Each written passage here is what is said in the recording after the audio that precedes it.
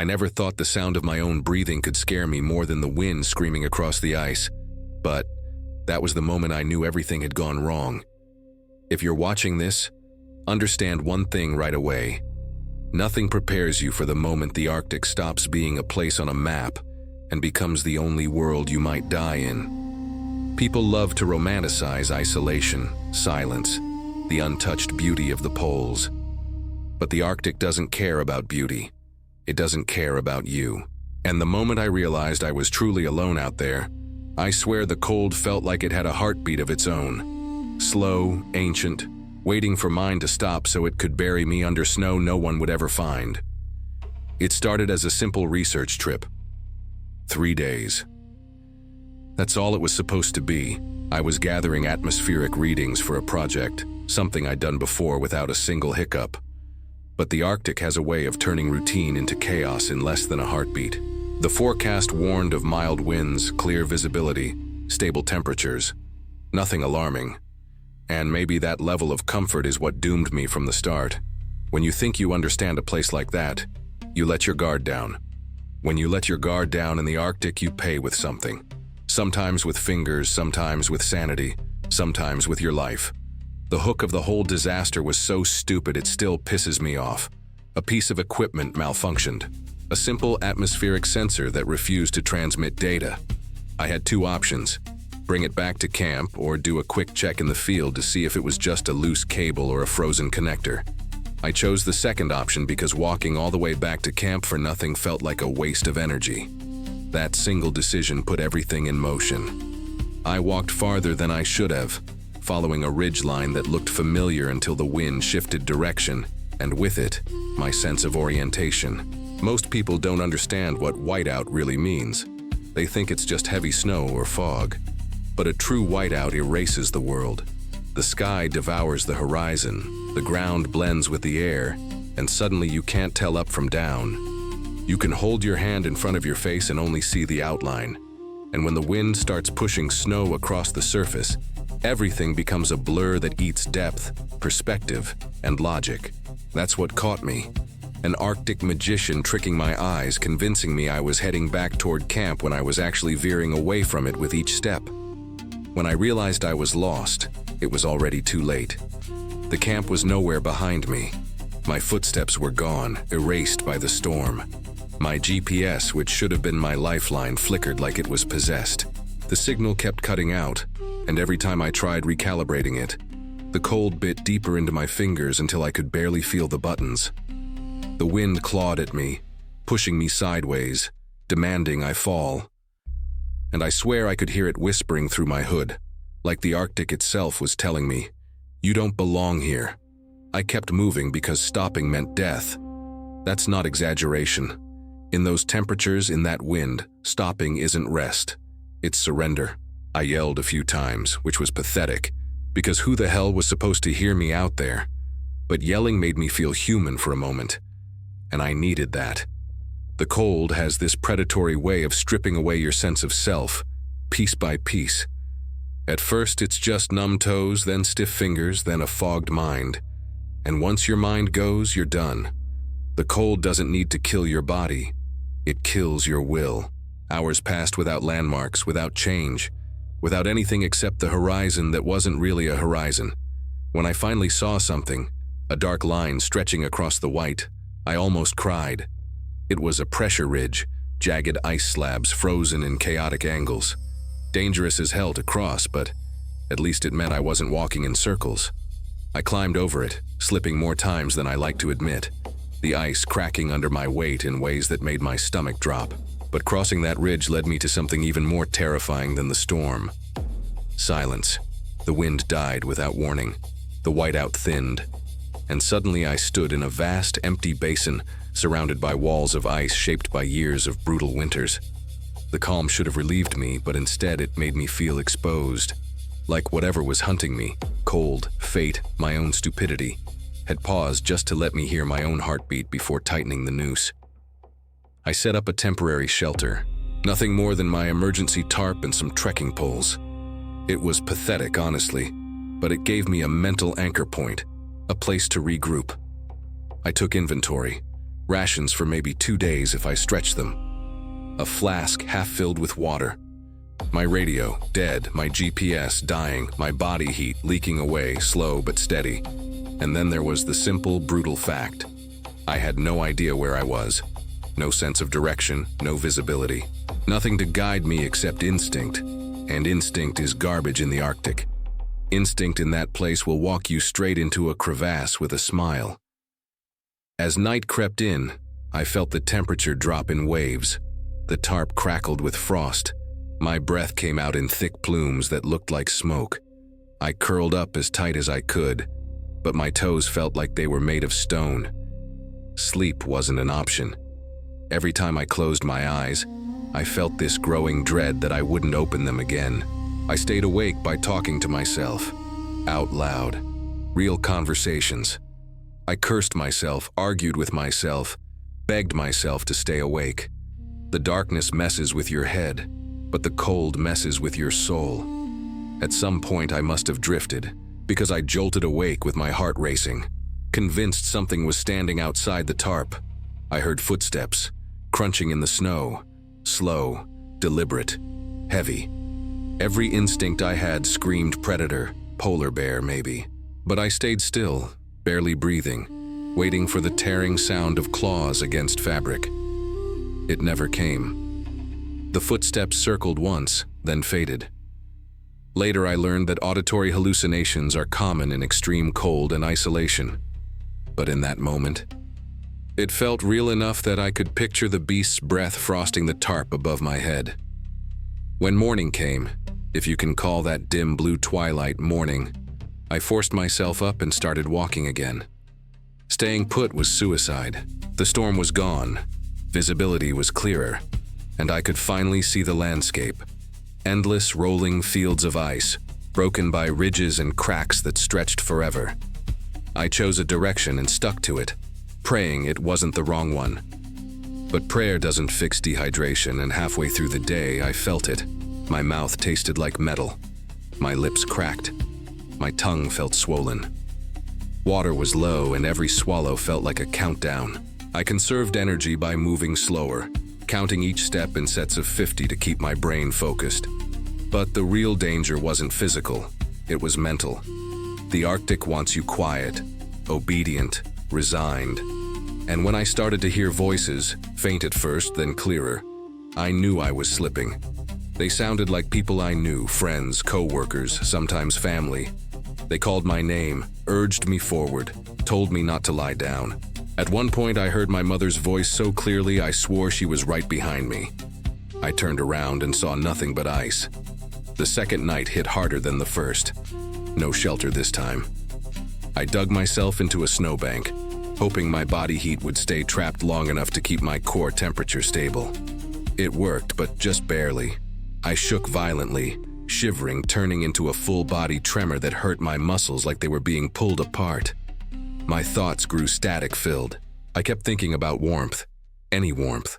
The sun on my back during summer, a fireplace from childhood, steam rising from a mug, memories that felt like torture because of how far they were from reality.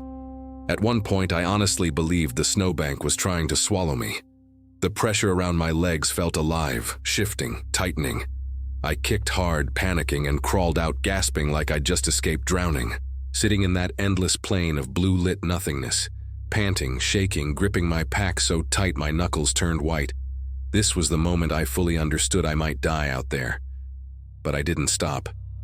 Didn't sit still. Didn't let the cold decide for me.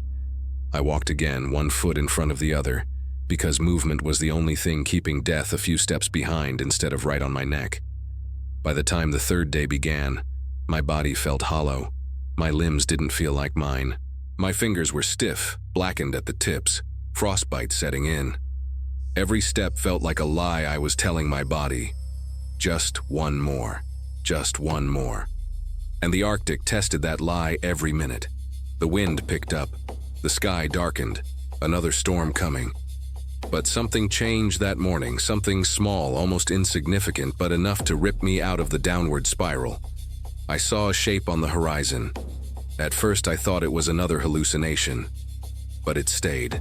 a faint, dark outline against the endless white. A structure, a real structure. I focused on it so hard my vision blurred. My heartbeat felt like it was punching my ribs. If it was real, it could mean shelter, supplies, a chance. If it wasn't, then my mind had finally cracked. Either way, I had to reach it. And that's where the nightmare turned into something even more surreal. Because as I got closer, I realized the building wasn't abandoned. There was smoke. Rising. Slow. Real. And someone, or something, moving near the entrance. As I got closer, the shape sharpened out of the haze like some kind of Arctic mirage refusing to disappear. I blinked several times, trying to force my vision to cooperate, because everything in me screamed that this couldn't be real. The building sat half buried in snow and ice, but the smoke curling upward was unmistakable. Too steady to be wind-blown powder, too dark to be illusion, and that slight figure moving near the entrance. It had weight, presence. Hallucinations don't leave footprints in the snow. I stumbled forward, my legs barely obeying, as the figure turned toward me. For a moment I froze, panic washing over me because my mind jumped straight to the worst-case scenario. A polar bear standing upright, preparing to charge. But the height was wrong. The shape was too narrow. And then it lifted an arm, slowly, cautiously, like a human shielding their face from the wind. A human. The relief that hit me almost sent me collapsing into the snow. But I forced myself to keep walking. Step, drag, step, drag. The closer I got, the more the figure took form, a bundled silhouette wrapped in heavy Arctic gear. They waved again, more urgently this time, and then hurried toward me. By the time we reached each other, I could barely speak. My words came out as broken gasps. The person grabbed my arm, steadying me, and shouted something I couldn't understand. Not because of language, but because my ears were ringing too loudly. My senses were shutting down one by one. I think I managed to say, "Lost, 3 days." Or maybe I just thought I said it. Everything was slipping away. The stranger pulled my arm over their shoulder and half carried me through the doorway of the structure. The moment I stepped inside, the warmth hit me so suddenly and violently that it almost hurt. It felt like stepping from death into life too fast, like my body didn't know how to process the shock. My legs buckled. The stranger lowered me gently onto a bench made of stacked crates. The interior was dim but unmistakably lived in. Lanterns, blankets, canned food, snow gear, fuel containers. A survival outpost, but not one I recognized on any map. The stranger knelt in front of me and pulled back their hood, revealing a weathered face framed by frostbitten eyebrows. A man, maybe in his late 50s, with the hard, quiet look of someone who'd spent too many years alone in unforgiving places. He spoke, his voice echoing weirdly in the wooden walls. "You're lucky you didn't lie down out there," he said. "That cold would have taken you in minutes." I tried to answer, but my jaw wouldn't move right. He shook his head.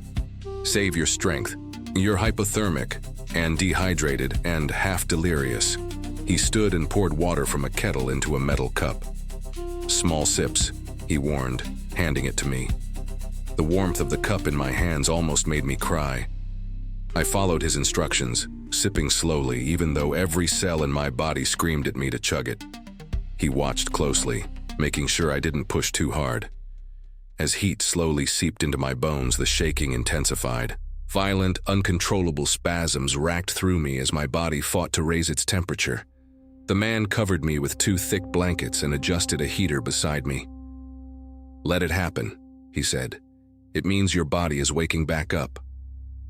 Time went strange after that. I drifted in and out, catching fragments of his voice and the crackle of burning fuel. The warmth, the shelter, the presence of another human, it all felt unreal. Like I'd stepped out of the Arctic's jaws and into a scene my brain was inventing to comfort me. Eventually, the fog in my head eased enough for me to string thoughts together. The man, who still hadn't told me his name, sat across from me, sharpening a knife on a stone. Not threateningly, just routinely. "Where am I?" I finally managed. He looked up. "About 15 miles off the coordinates where most expeditions pass through." You're far from any mapped route. How did you find me?" "I didn't," he said with a shrug. "You found me." I frowned, trying to process that. I thought these outposts were abandoned. "Most are," he replied, "but this one isn't." His tone suggested there was more to that story, but I didn't press. I was in no condition to pry into the life of a stranger who'd just saved mine.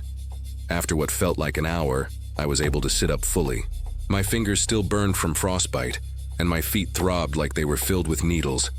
But my mind was finally sharpening enough to comprehend what had happened. "I walked for 3 days," I said quietly. "I thought I was headed toward camp. I must have been going the wrong direction the whole time." He nodded. "Whiteouts do that. Turn you around without you realizing. The Arctic likes to trick people." There was a weight to those words, like he was speaking from experience.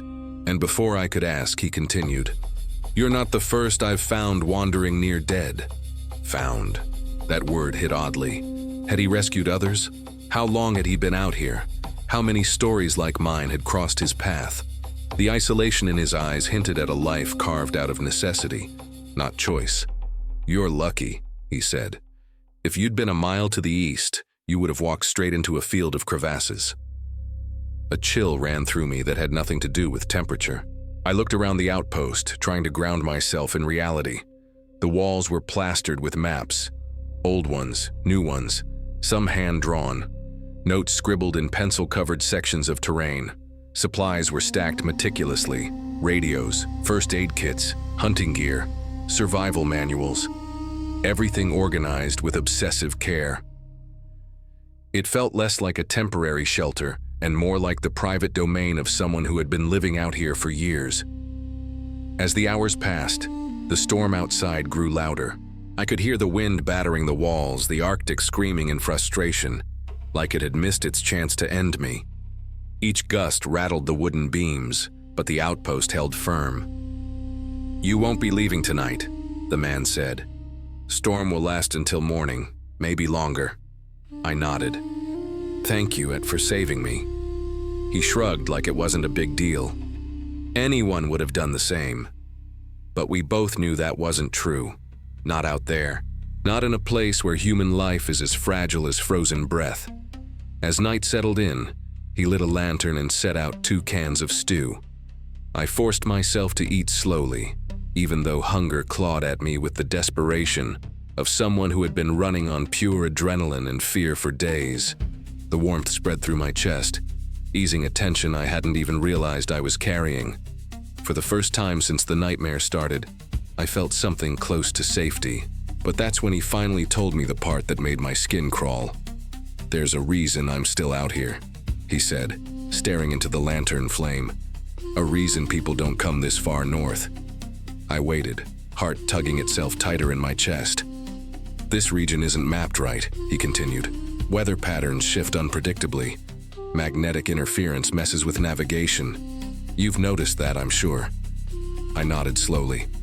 "There are places out here where GPS dies for no logical reason, where compasses spin, where radios go silent even on clear days.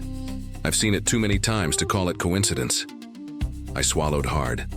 "Why are you telling me this?" He looked at me with eyes that seemed too old for his face. "Because something brought you here, same way it brought others."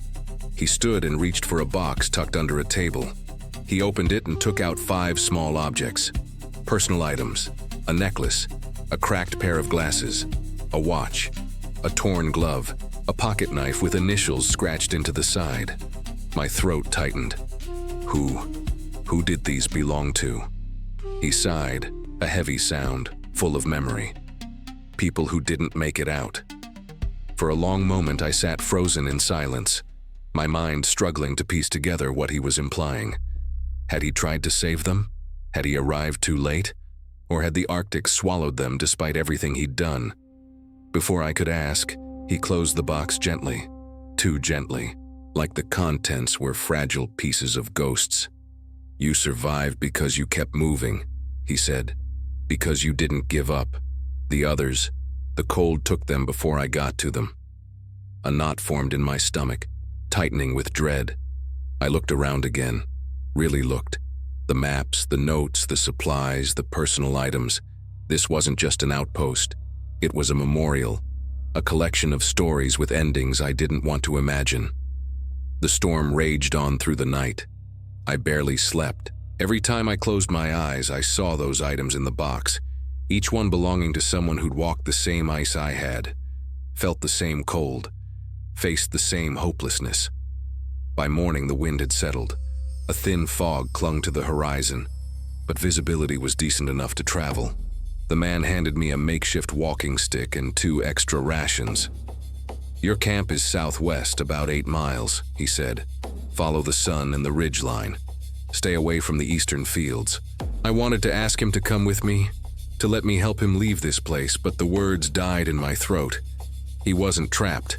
He chose to stay, and I could see in his expression that whatever life he'd had before, it no longer existed. "Thank you," I said again, and this time it felt too small. He nodded once. "Go before the fog thickens." I stepped out into the cold. Not the murderous, suffocating cold of the nights before, just the kind that bit at exposed skin like an impatient dog. Manageable, survivable. I climbed the ridge, turned southwest, and began walking. Every crunch of snow under my feet felt like a heartbeat in the silence. Every gust of wind reminded me of how close I'd come to disappearing into the Arctic, a nameless body buried under shifting snow. It took nearly 6 hours to reach the camp. I saw the smoke from our chimney before I saw the tents. When I finally stumbled into view, 2 of my team members rushed toward me, their faces twisted in shock. They told me they'd been searching. They said they'd found nothing. They said the storm made it impossible to track me. They said 3 days in those conditions should have killed me. I told them about the outpost, about the man, about the maps, about the box of items, about the warnings. They looked at each other in confusion. "There are no outposts in that direction," they said. I insisted, described the building, the interior, the smell of the fire, the man's voice, his hands, his face. They shook their heads again. I led them back to the ridge the next day, determined to show them, determined to prove I wasn't hallucinating, that the man who saved my life was real. But when we reached the basin, there was nothing. No structure, no smoke, no footprints except ours, just endless white. My team insisted I must have imagined it, that the brain under extreme cold can fabricate entire scenes, that I experienced a survival hallucination, a phenomenon documented in other Arctic incidents. But I know what I saw, what I felt, what I heard, and I still have the walking stick he gave me, carved with initials that aren't mine. I survived 72 hours in the Arctic because something didn't let the cold take me. Maybe he was real. Maybe he wasn't. Maybe he was a ghost of the ice, or a memory from someone else's last breath lingering in that frozen world. I don't know, but what I do know is this. Not everything in the Arctic can be found on a map. Not everyone lost out there stays lost. And some places only reveal themselves to those who are about to die. I was one of them. And somehow I walked back. If you ever find yourself out there in the deep quiet of the Arctic, listen carefully, watch the horizon, and don't ignore the footsteps in the snow, even if you're alone. Because you might not be the only thing trying to survive.